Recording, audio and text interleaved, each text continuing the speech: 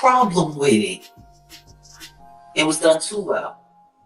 It left out too many things. So can you speak on Curtis Jackson? 50 Cent said that this is the first one. I'm sure. There's hundreds of hours of more footage. I'm sure. There was hundreds of hours of shit that was confiscated from all of Diddy's homes in that HSI raid that never made it to the trial.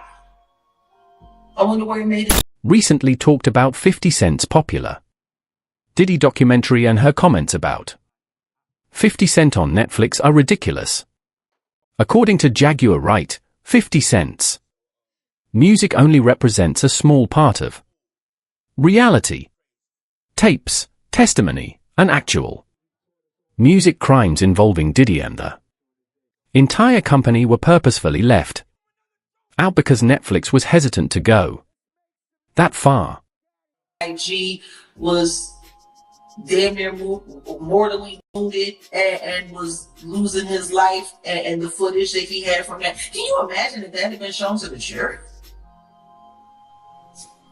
I don't know, man. Like, why not? Jaguar Wright clarified everything that was removed from the documentary. In a recent interview, after seeing the documentary, Jaguar talked to Gene Deal, the only person who actually spent time with Diddy and whose opinion mattered. He was once Diddy's bodyguard. He saw the people who were protected, the violence, the intimidation, and the cover-ups. When Jaguar saw Gene missing from a documentary that claimed to be The Reckoning, she knew something wasn't quite right. After talking to Gene, she learned the truth. The story isn't over. I agree. Like, that's the thing. The story's not even being told. Because in order to tell the actual whole story, you would have to include everyone that is involved. But no, this is about saving the industry and blaming it all on Diddy. Saving the industry and blaming it all on Diddy. Okay, Diddy's going to jail. He's going to do his time. I don't know what that appeal is looking like right now. Because see, the one thing that all of this documentary shit is doing is definitely fucking up his possibility for an appeal to get out early. Especially with the judge and them and the appeal board having to look at the footage of him sitting there with Mark Agnifilo, pretty much working on how to fix the trial. And for him to be watching the feds watching him. Yeah, filming the feds. What? Film. The timing of the documentary and its sole emphasis on out-of-date news seemed questionable. It is unrelated to disclosing the truth. Diverting everyone's attention was the aim.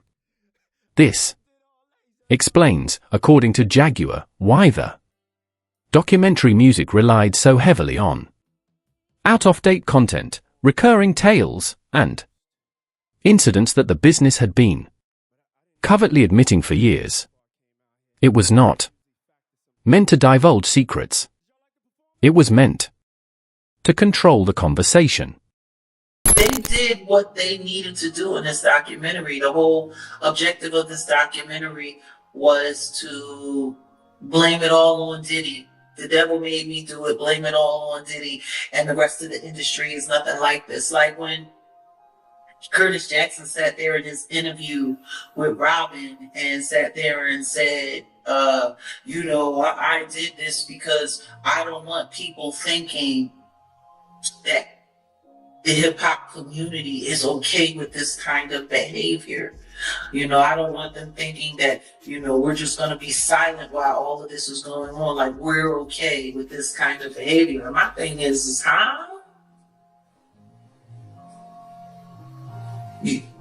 now you speaking for all of hip-hop, and all of hip-hop is uncomfortable with this. Meanwhile, you got people like Ja Rule who, on the low key, allegedly, Gene Deal has exposed for having his own nude tryst freak-offs with Diddy. Courtroom. Do you think that hip-hop culture was on trial as much as Sean Combs was? Not all. Look, if I didn't say anything, you would interpret it as hip hop is fine with his behaviors.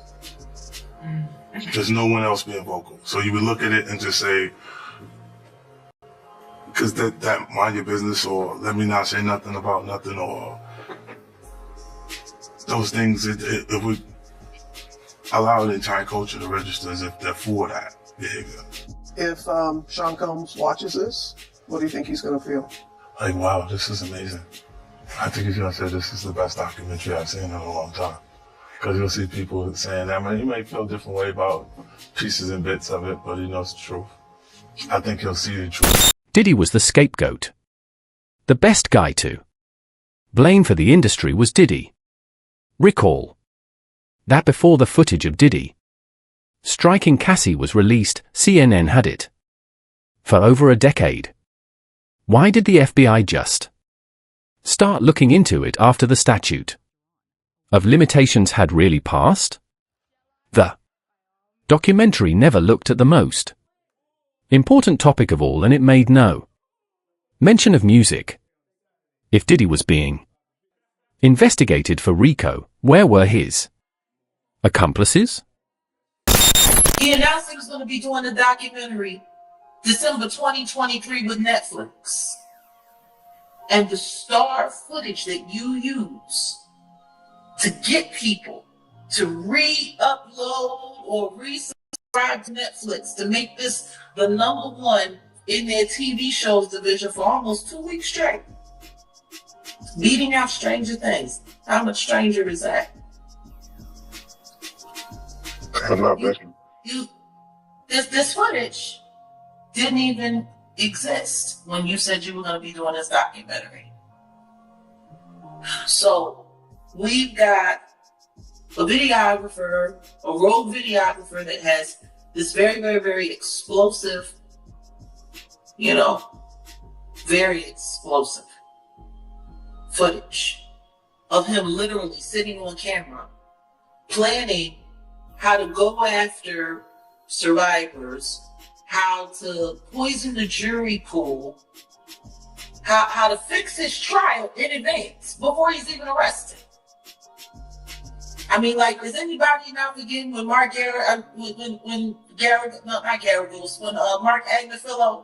was sitting there talking to the sons in the hallway, and they're sitting there filming, and he's sitting there, yeah, well, see, what we gotta do is we gotta go and we gotta put countersuits on all these people. We have to create lawsuits ourselves. He's sitting there talking about creating lawsuits to affect public perception. The primary selling point of the documentary was the unreleased video that 50 Cent managed to get. But here's the issue. When the documentary was first released, 50 didn't even have access to music. That footage he couldn't find. He was no cost in doing this because he wanted to tell the story, and he wanted to tell the story like it was supposed to be told and everything like that. I said, yeah, okay. So then the director, I gotta get her name, man, because it don't even sound. I want to put her on blast because she was telling me, she was saying to me that what I was asking for was crazy, and they wasn't spending money like that. I'm talking about, you got footage, you got clothing, you got. I was doing footage. I had pictures, all the stuff that I had. You could figure out a way to pay them, brother, and stuff like that. And then I was telling her about some prices that I've already received, and I had the invoices to show it. And then she was calling me like I was lying. I'm like, who do you think you're talking to?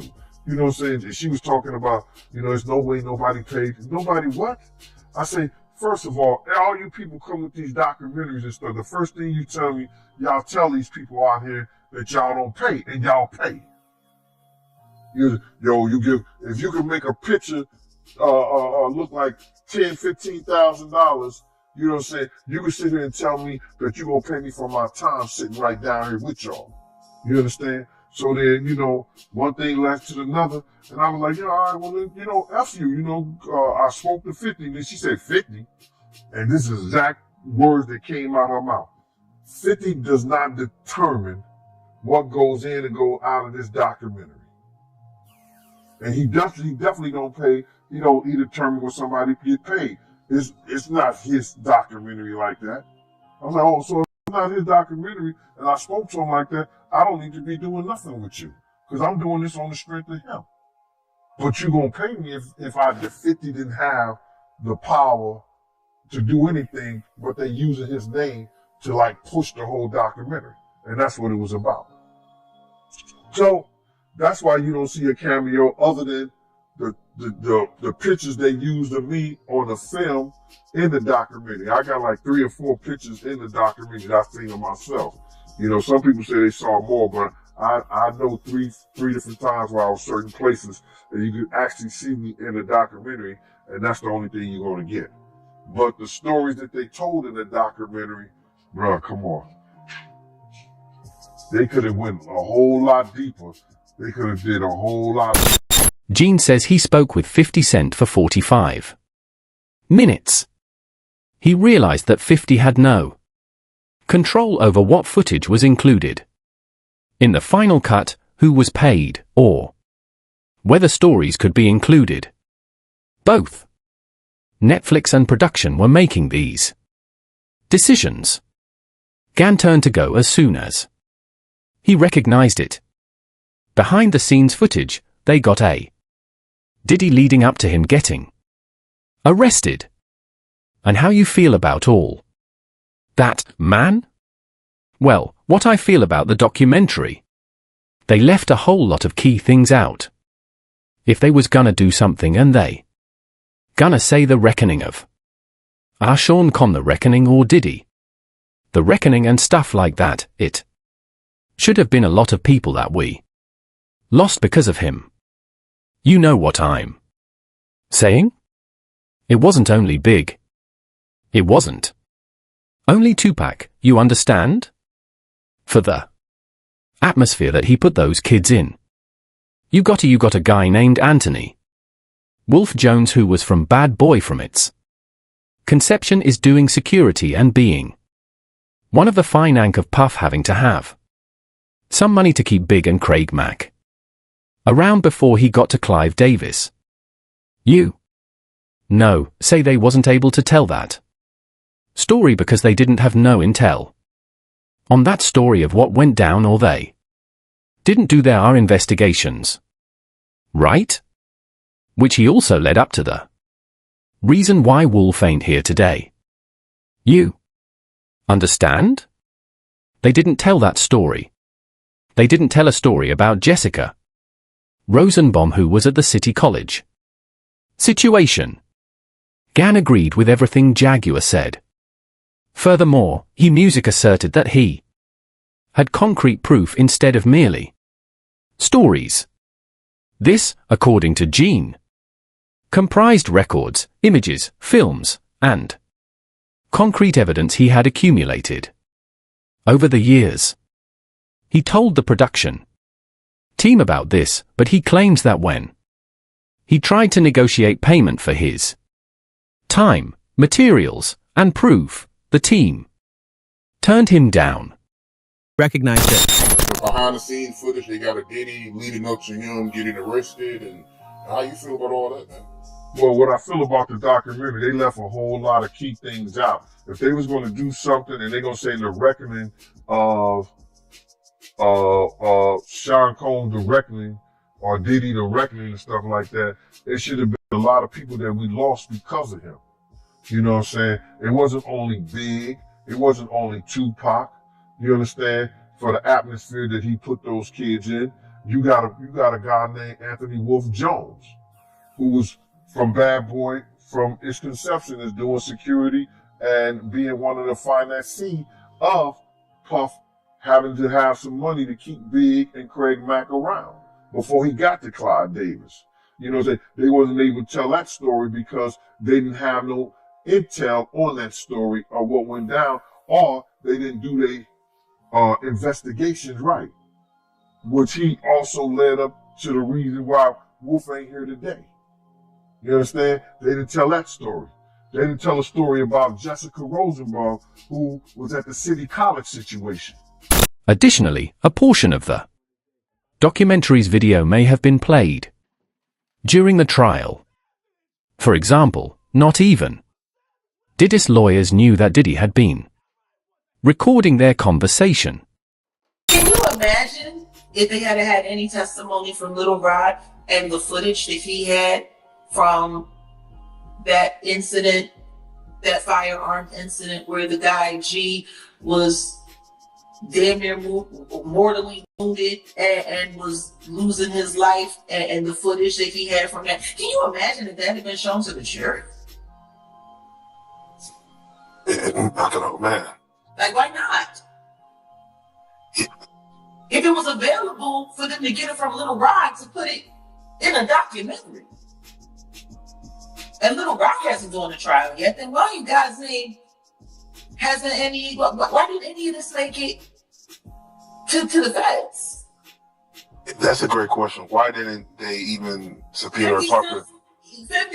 Curtis Jackson announced in December of 2023, after Cassie's lawsuit came out, that he was going to be doing his own documentary. Isn't it very clever that all of this, alarming and stuff didn't come out of his documentary until almost 6 months after his verdict came in?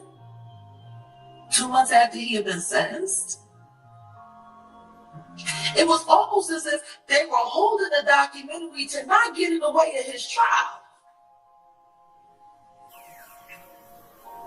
Like, that's the thing that's tripping me out when it's coming to all of this Curtis Jackson praise that's coming on. And there's a lot of people, if he didn't get paid, usually it's like 90 days before you start, you got to put in an invoice and all of that stuff. Like, his business machine was still businessing.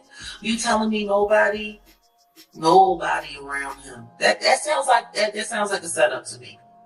Sounds like a setup. It sounds like a setup to me. And when you think about the fact that, another conversation that we've been having, a lot of people aren't paying attention to the money behind the machine. BlackRock, Vanguard, owners of Diageo, the company that Diddy tried to go after and had to settle out of court for, with sealed findings, and nobody really knows how that turned out before his life got turned upside down and HSI came in raiding, grabbing all kinds of evidence and all kinds of stuff. They're part owners in Netflix. Did you know that? That's information. The very company that has allegedly been going out of their way to work with the higher-ups to make Diddy's life a living hell have a stake in the platform that's now ruining what's left of his reputation worldwide. But after this trial, Diddy's chances of securing an appeal were completely destroyed by this documentary. Unprecedented video of Diddy allegedly planning crimes and conspiring with his lawyers was released. Diddy's lawyers are as incensed. Diddy secretly recorded talks he had with his lawyers. Boy, Diddy really screwed over Mark Agnifilo. I gotta say, this is awful that Diddy owes his life to Mark Agnifilo. Literally his life, because he could have gotten life in prison were it not for Mark Agnifilo, his defense lawyer, who had a brilliant strategy. And Diddy screwed him over when he hired this videographer to chronicle his life without telling Mark Agnifilo that when Diddy and Mark were on the phone, this videographer was recording what Mark clearly expected to be an attorney-client privileged relationship. Now, it is true that the client holds that privilege. The lawyer doesn't. But Mark's clear expectation was that this was a private conversation. These were private conversations, and that he and Diddy could talk openly. And Mark could talk to Diddy not just as a client, but as a person, and try to guide him in a time leading up to his arrest. And unbeknownst to Mark Agnifilo, Diddy has got this guy recording the conversation as he's sitting there saying, "You are screwing this up. You are messing up this case. We're losing." And knowing that that's on tape. And it's almost like he's performing for the camera and not telling Mark. By proving his lawyer's willful participation in efforts to hide material, did he put them in danger of being suspended? If the video shows that you were aware of all of this and behaved inappropriately, you may be subject to suspensions and music investigations. Did he just donate it all of it to Netflix? Fuck right now. Why? The truth is, they should all be under review by the bar associations that they're registered to. All of their licenses should be up for termination. With the shit that we saw in that documentary, with the way Mark Agnifilo was sitting there talking about filing lawsuits, filing fake lawsuits, creating all kinds of hoopla, that shit was on film. Lawyers ain't supposed to be talking that shit. Yeah, those are strategies that you're not supposed to actually see. Strategies? Hey. That shit is against the law. It's against the fucking law. That's why that black lawyer that left said, I cannot sit here and represent this. I can't represent this dude with the kind of shit that they doing. He wasn't interested in putting his motherfucking license online. But you get a weirdo, one of the so-called survivor like Nicole Westmoreland, who's willing to get on the stand and cry for Diddy after she's been ran through by what, Cash Money, right? Furthermore, the issue goes beyond his appeal. His lawyers are currently actively involved in this case. This documentary might have serious consequences for Diddy's future, music, and possibly his lawyers. This is the reason they are fighting so hard to have the documentary taken down. From hip-hop mogul Sean Diddy Combs. His defense team is seeking his immediate release from federal prison, calling his 50-month sentence on charges of transportation for prostitution excessive. CB Cotton has the details live from our New York newsroom. Good to see you, CB. Hey, Lydia. Well, once one of the most powerful names in hip-hop, Sean Diddy Combs is now behind bars at that federal facility in Fort Dix, New Jersey, but his legal team says he should have never been sent there for this long. So on Tuesday, in an 84-page filing, Combs' attorneys asked a New York federal appeals court to immediately release Combs and send the case back for a new sentencing or grant him an acquittal. In July, a jury found Combs guilty on 2 counts of transportation to engage in prostitution and acquitted him of the most serious charges, racketeering conspiracy and sex trafficking. In the fall, the judge then sentenced Combs to a little more than 4 years behind bars, citing testimony from former girlfriends who said they felt pressured to participate in drug-fueled sex parties with male escorts called hotel nights or freak-offs. But the rapper's lawyers argue this sentence was punishment for crimes that the jury rejected. They wrote in the filing, quote, "He sits in prison today serving a 50-month sentence because the district judge acted as a 13th juror. The judge defied the jury's verdict and found Combs, quote, coerced, exploited, and forced his girlfriends to have sex and led a criminal conspiracy." Jaguar even enumerated the items that Netflix removed from the show. tonight, lawyers for Sean Diddy Combs trying to stop the release of a Netflix docuseries due out today. We have to find somebody that'll work with us that has dealt in the dirtiest of dirty business. The series contains never-before-seen footage of Combs debating strategy with his lawyers in the days leading up to his arrest in New York last year. I am going to let you professionals look at the situation and come back to me with a solution. It also includes video of Combs greeting fans in Harlem. And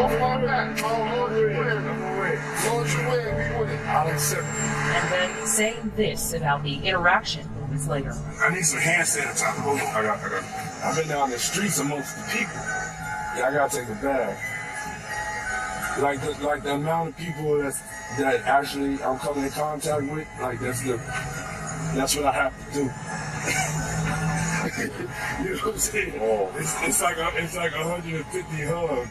Now Combs' lawyers are demanding Netflix pull the series, threatening legal action, claiming Netflix is using stolen footage that was never authorized for release as part of what they call a shameful hit piece. The series is executive produced by Combs' longtime rival, Curtis 50 Cent Jackson, and director Alex Stapleton, who said, quote, "We obtained the footage legally and have the necessary rights," end quote. Before the cease and desist demand was sent yesterday, Stapleton and Jackson sat down with our Robin Roberts to discuss the series. How do you respond to people who say that it's more about the disdain that you have for Sean Combs than it is for giving the victims a platform?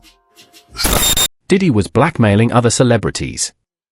As a form of leverage, the identity of these elites were meant to be revealed by Gandil and Jaguar Wright. Those who benefited were shielded or participated. I'm like, okay, more footage is coming out, great. Who y'all gonna cut out? Who y'all gonna edit out this time? Like, cause that's what I'm gonna be looking for. I'm gonna be looking for all of the shit that they cut out. If the complete and utter truth comes out, three things happen. The entertainment industry collapses completely. Millions, possibly billions of advertising dollars don't get made. People go broke. Companies go under. That's why they fucking hate me. Not because I'm telling the truth on people. Because I'm telling the truth about the system.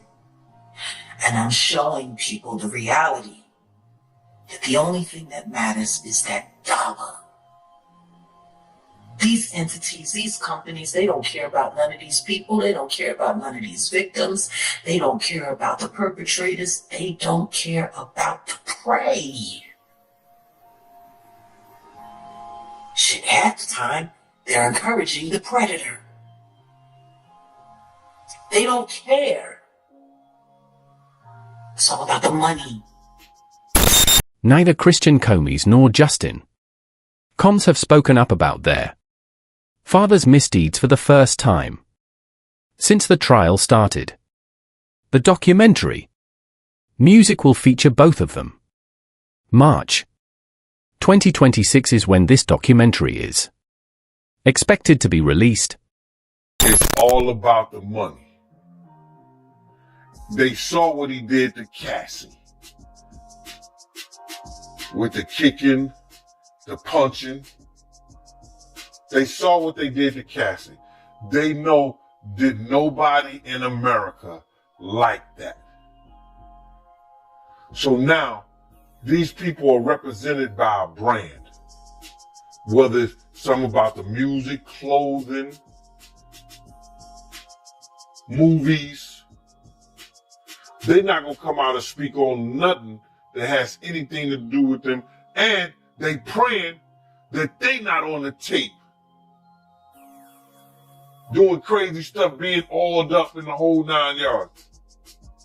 They praying. So until the feds say, hey, yo, listen here. We got you on, hey, buddy, we got you on this tape. And girl looked like she was pretty young. We're not going to show it, but we need you to come and testify against Brother Love, P. Diddy, Puff Daddy, you know, Sean Combs. That's where they're going to start talking. And they're not going to be talking in his favor. When the feds come to them and show them what they got on tape. John has been spotting these elites for years. He was using the same names, telling the same stories, and warning people well before any cameras were on. And that's not my doing. That's not Cassie doing. That's his doing and his learned behavior from the people that mentored him. You gotta realize, man, he learned from Andre Harrell. He learned from Russell Simmons. He learned from Clyde Davis. You understand? When those people are telling you that they were heavy into the drugs, they was heavy into beating women and doing things at that age, at that crazy stage, that's gonna make him think that he can get away with the same thing that they was getting away with back then. You understand? The things that he was saying, you know, the touchy-feely between two men and all that stuff like that, man. All that, he learned that from them dudes. When I told y'all the story, when me and my man went up to Russell Simmons, and he had a house, and he had a man in bikini drawers in his bedroom, in his bed. You understand? Bruh, this is that he learned. I'm assuming he learned it from them. Let me put that.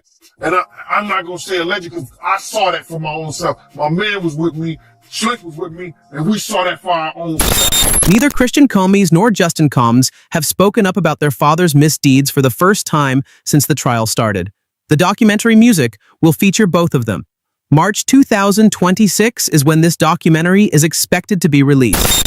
Feel like this whole new documentary is just a PR narrative once again being pushed by Diddy and his sons to try to clean up his image. And after hearing certain things on 50 Cent's Netflix documentary, we have to go back in time and remember what we were seeing during trial. Even when it came to Diddy's sons, Christian and Justin Combs, they both came on two separate occasions to trial wearing a free Sean Combs shirt. The first one to do this was Christian Combs during Jane's testimony, and you're not supposed to wear this stuff in front of a jury to try to sway their opinions. And the judge actually told him he had to leave and take it off. And then literally like a week later, Justin did the same exact thing. It was taken out of the courtroom by the judge. And we already saw the videos in the Netflix doc of Diddy talking to Justin saying he needed to push out certain content to control a narrative. During the trial, there were a lot of things going on that I could see that to me felt like it was just straight PR. Do you remember all of these people that were wearing the free Diddy shirts? And it was actually a meme. So, what are your thoughts? Should these stories finally be told? Share your thoughts in a comment. Click like if you'd like more in-depth conversations. Remember to subscribe so you don't miss the next episode where we examine what Netflix and 50 Cent tried to hide.